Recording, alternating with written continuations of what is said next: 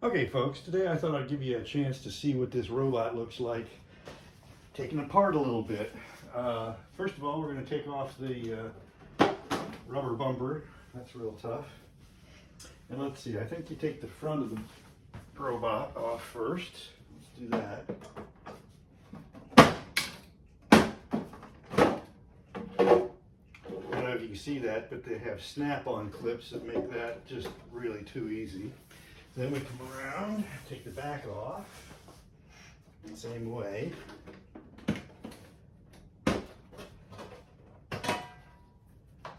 Okay, now we can take the side off. And we'll take the other side off. I know you can't see this, but...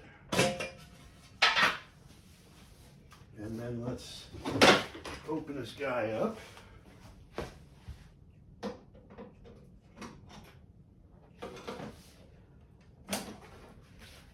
Okay.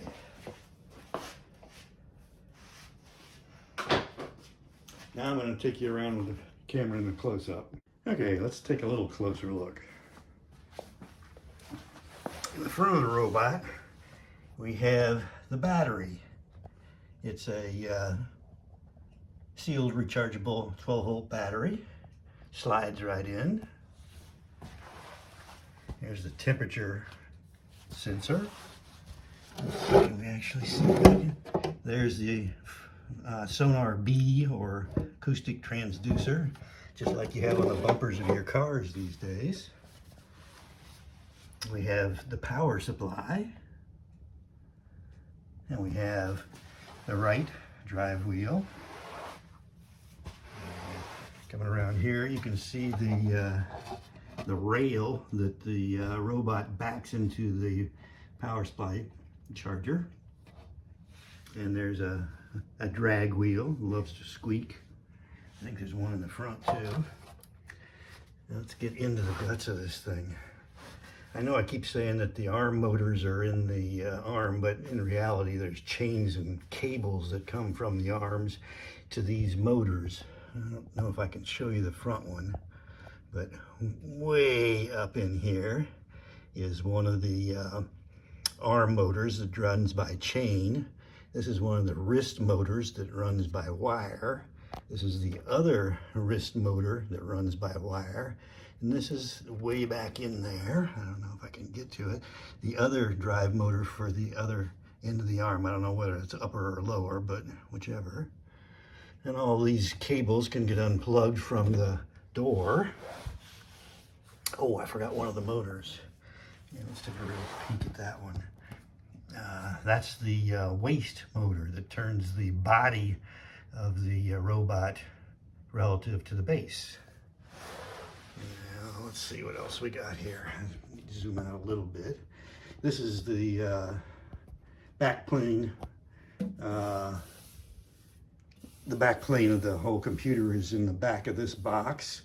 The CPU is the first card over here. You can't see, but there's at least one plug going into it. This is the I/O card. And let's see, here we have the motors drives. You have a card that's associated with the body. You've got the torso, the right and left drive motors. And finally, you've got the arm control board. You got a gripper.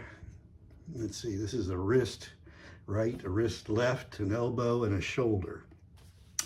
Let's see, I'm not going to take the head of this robot off because it takes too many screws and too much time, but there's a computer board up there that deals with the sonar A and the motor associated with it, and keyboard and displays.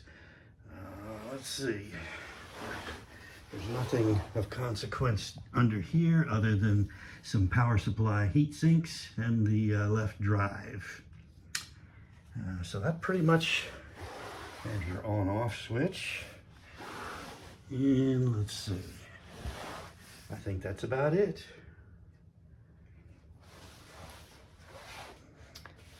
A whole lot of parts.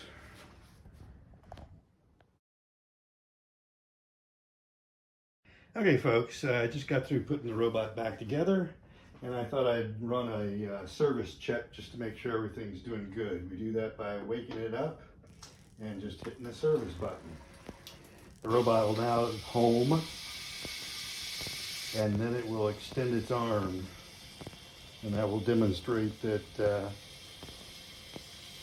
all the 8 motors are working just fine.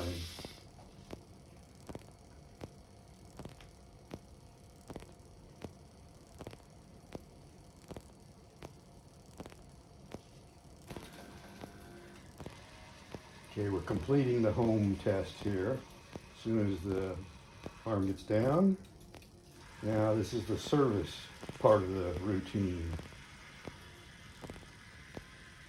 If you ever need to work on the chains or the cables, you will find it necessary to remove the arm. The way you do that is you put it in the service mode, shut it down, and then the whole arm comes out of the robot in this manner. It's not that difficult, but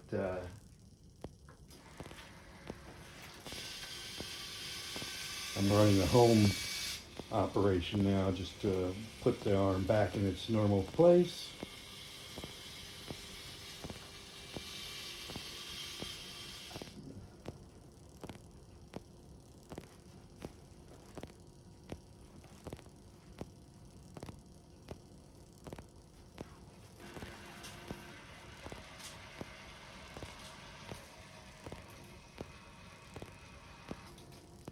And that's it for now. That's a wrap.